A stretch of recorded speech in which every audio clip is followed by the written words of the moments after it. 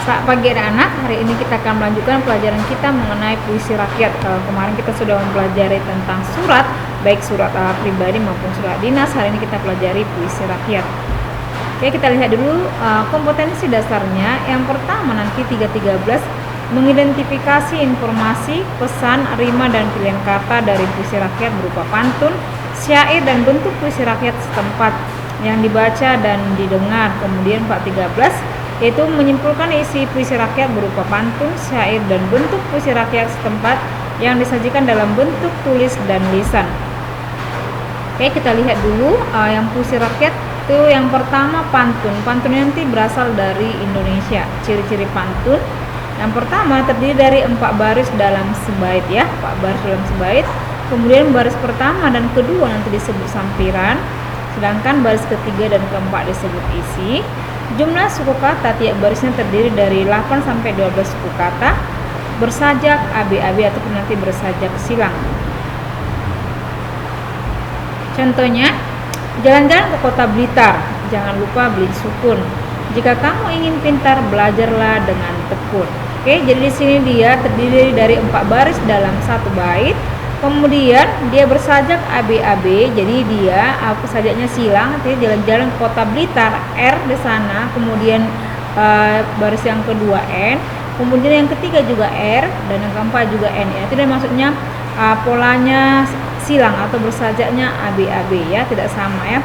Yang sama itu nanti baris pertama dan ketiga dia R, sedangkan 2 dan 4 sama dia, huruf terakhirnya adalah N. Itu dia maksudnya bersajak AB-AB. Kemudian baris 1 dan 2 disebut sampiran, sedangkan baris ketiga dan keempat disebut isi. Itulah dia pantun. Kemudian yang kedua, syair. Syair ini berasal dari Arab. Ciri-ciri syair. Yang pertama terdiri dari 4 baris dalam satu bait, bersajak AA ataupun bersajak rata. Beda tadi dengan pantun bersajak AB-AB, kalau dia syair bersajak AAA ya, sampai bersajak rata. Yang ketiga, setiap baris terdiri atas 8 sampai 14 suku kata, semuanya isi ya. Bedakan tadi dengan pantun, kalau dia pantun hanya 3 baris 3 dan 4 yang disebut isi, sedangkan dia syair semuanya isi. Oke, perhatikan contohnya. Baca buku setiap hari, buku dibaca dengan teliti, cari ilmu sampai mati sebagai bekal kehidupan nanti. Itulah dia contoh syair ya, terdiri dari 4 baris dalam satu bait, semuanya isi, bersajak AA atau bersajak rata. Lihat dia, huruf terakhirnya semuanya sama hurufnya ya, dari baris pertama sampai baris yang keempat sama dia huruf terakhirnya, itu maksudnya bersajak rata.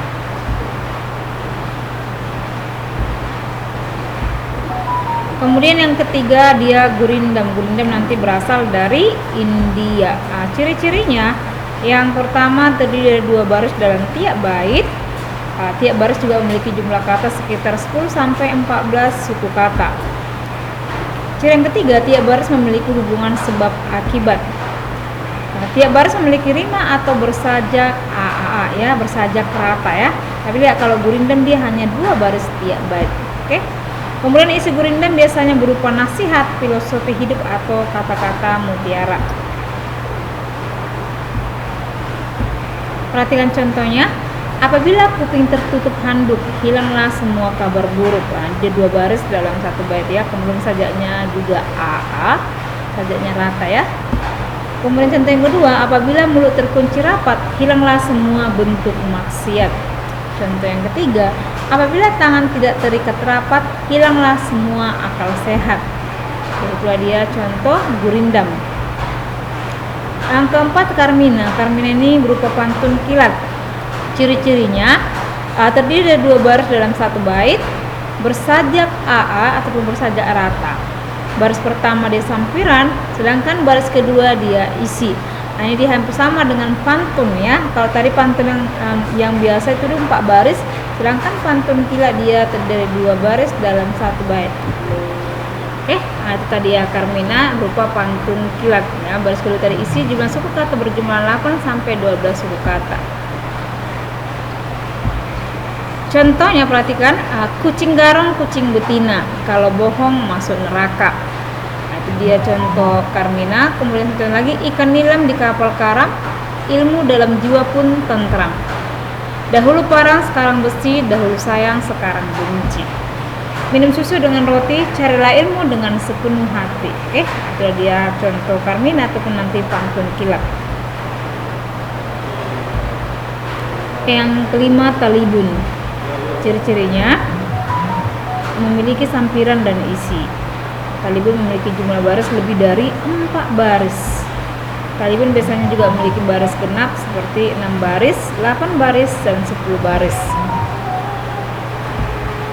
Contohnya, pasang wajah muka memelas, orang sekitar sampai kesal, hingga semua berpaling muka, tuntutlah ilmu dengan ikhlas, agar kelak tak menyesal, siap menghadapi tantangan dunia. Oke, kalau dia contoh talibun.